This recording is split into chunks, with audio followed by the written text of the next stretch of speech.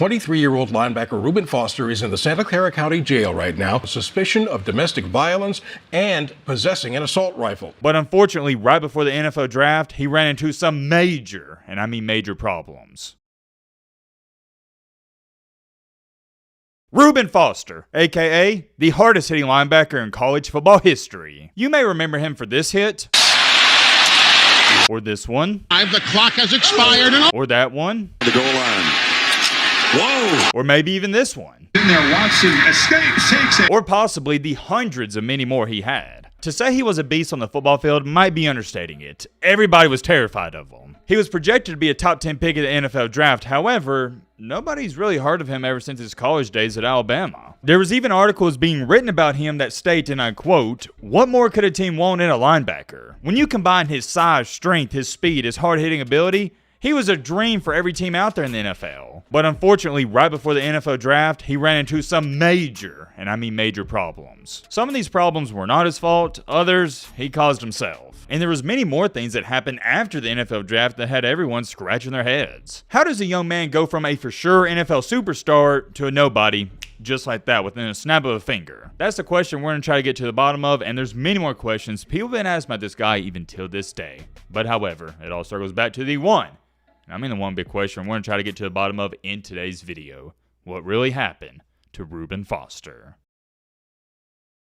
Ladies and gentlemen, boys and girls, hope all you're having a great day. If not, hope this video can make it a little bit better. And I just want to stop by real briefly and say major shout out to Jordan_Lee. Also, shout out to Jordan for being a member of the channel. He requested this video, and like always, if there's a video you want to see on a certain player, leave a recommendation down below, and who knows, we might make that. Also, I have to give a shout out to this comment right here. I don't know how to say her name. I'm hoping I'm saying it correctly. Batterix Dailies. Imagine I threw in some cool sound effects or something, but he donated, super chatted, whatever you want to call it, 50 doubloons. I think that's the biggest super chat I've ever seen in the history of the channel. Shout out to Batterix for the 50 burger. For the 50 ball, you already know we got to read out this comment. He said, Matt be on payroll back with another banger. And yeah, I guess I am on payroll with that super chat. In all seriousness, I really enjoy the videos, have watched all of them for 2 to 3 years now, and genuinely look forward to them. Thank you for that. Respect the grind. YouTube ain't as easy as people think. I'm about 75 subs away from getting monetized, so if some of the boys want to come through, it would be much appreciated. Happy to invest in the channel. Keep up the great work. Matt be not as cool as this Matt, but still aight. Y'all heard the man. Feel free to check on his channel and outside the $50 donation. I just greatly appreciate you supporting the channel for the many years. And you already know that money will get reinvested. I gotta buy some expo markers and probably a new whiteboard in the off season, so that's exactly what that's gonna go to. Y'all know the drill though. We're about to get into this Reuben Foster story, so strap in, buckle up, get you a snack, get you a popcorn, get you a fair meal you like to eat when you watch a video, because trust me, I do the same thing. But alright, Matt, blah, blah, should crap up now, up for the dough.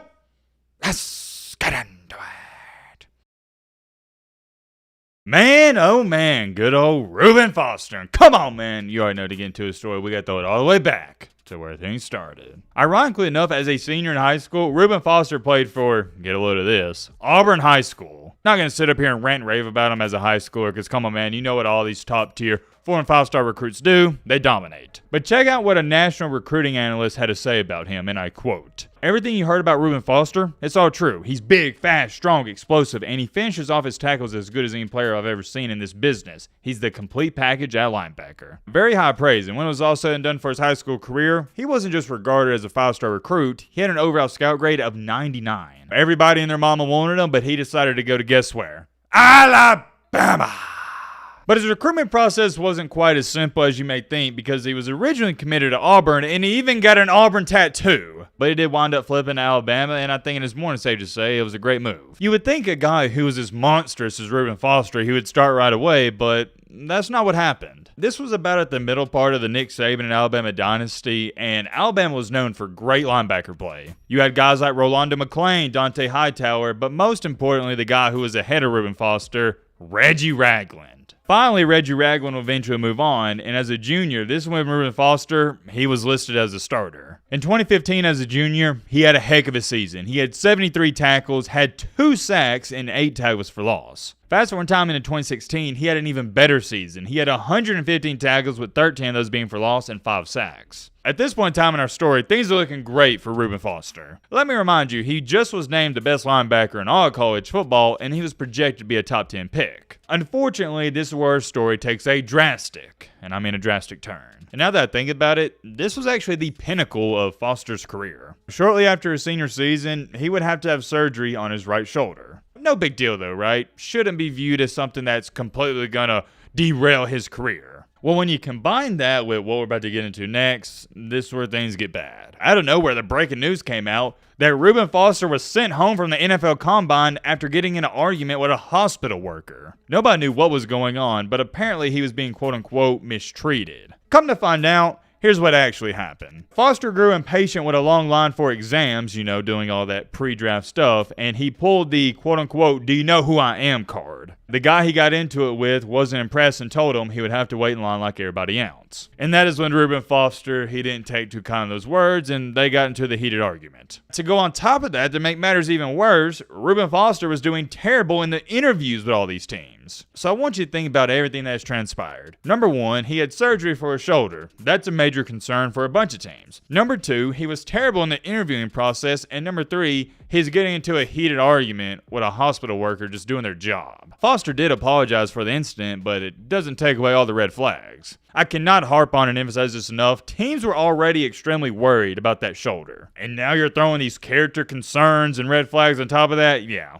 wasn't looking good for him. Reuben Foster went from a for sure top 10, top 15 pick to a guy that might not even get selected in the first round just like that. He cost himself millions, and I mean millions and millions and millions of dollars. There's a big difference from being selected in the top 15 compared to late first round, early second round. And I tell you this much, if it wasn't for his pure talent alone, he would have fell way farther than what he actually did. Long story short, though, despite all the bad things that led him until the draft, he was still selected in the first round with the 31st overall pick by the San Francisco 49ers. Here's the key part about all of this. He was the third inside linebacker selected in that draft, behind Hassan Reddick and Jared Davis. And in total, he was the fifth linebacker selected in that draft. I'm telling you right now, without that shoulder surgery and all those character concerns, he would have went in the top 10. But even with all those bad things that happened, it wasn't all too bad, and he was going to get a fresh start with the 49ers. He had a pretty decent rookie season for the 49ers in 2017. He had 72 total tackles. And that's with having not one but 2 injuries that season and missing a lot of time. But in the summer of 2018, Foster was suspended 2 games for violating the league's personal conduct policy. And then in November of 2018, so in the midst of the season, he was arrested for domestic violence. By this point in time, the 49ers, they had enough with him, so they wound up releasing him. Here's where things really get interesting, though. Later in 2019, this domestic violence charge against him, it would be dropped. So there was a lot of conversations going on of whether or not he actually did this, was the girl lying, and blah, blah, blah. You know how it goes. 23-year-old linebacker Reuben Foster is in the Santa Clara County Jail right now. Suspicion of domestic violence and possessing an assault rifle. I saw some people saying that he might have paid the girl off. I don't know what actually went down and what happened, but here's what I do know. They got dropped, so he's a free man. But here's the kicker with that. He was pretty much blackballed from the NFL, except from, at the time, don't cancel me, the Washington Redskins. We now know him as the Washington Commanders, and I was joking when I said don't cancel me. I mean, come on, you can't cancel your boy, Matt, because I don't care. There's no canceling me. What do you think this is? Anyways, when Washington decided to sign him, they got a lot of backlash for it. And you know why they got backlash? It was for obvious reasons, and here's where things just get straight up sad. In his first practice with the team in May of 2019, he tore his ACL, which was at the time beyond sad to say the least, and I remember that like it was yesterday. My heart hurt for Reuben Foster. It really felt like in 2019, that was going to be the year for him to make a comeback in the NFL. And there's not too much to say about that because he wound up having surgery and he can never get healthy, and he never even played for the Washington Redskins. He went a couple more years without playing. In 2022, he tried out for Miami and also the Seattle Seahawks, but nothing ever came out of it. Finally, in 2023, he was signed by the Pittsburgh Maulers out of the USFL. Here's what's crazy about that. Him playing for the Pittsburgh Maulers was his first time playing football since 2018. Think about that. Nearly 5 years. I'm telling you, that injury with the Washington Redskins, That's what did it for him. That really seemed like the nail in the coffin for at least his NFL career. Fast forward time into January of 2024, he was selected by the Houston Roughnecks in the UFL draft. And he was decent for them. He had 30 tackles, and I remember watching him get an interception one game. But guess what? He wound up getting hurt again, got put on the injury reserve, and eventually in August of 2024, they waived him. Whew, you want to talk about the bottom of the barrel. Imagine going from a 5-star recruit, projected top 10 pick in the NFL draft, to getting waived by the Houston Roughnecks in the UFL. No disrespect. That's crazy, man. Life, it can humble you fast, and that's why it's always key, in my opinion, to stay humble. Shortly after they waived him, the Arlington Renegades, they claimed him off of the waivers. And ladies and gentlemen, boys and girls, that is the newest of new updates for Reuben Foster. I wouldn't say his professional career is over quite just yet, but his NFL career, yeah, it's been over. It ended the second he tore his ACL in that practice with the Washington Redskins in 2019. And here's the bottom line, man, as to why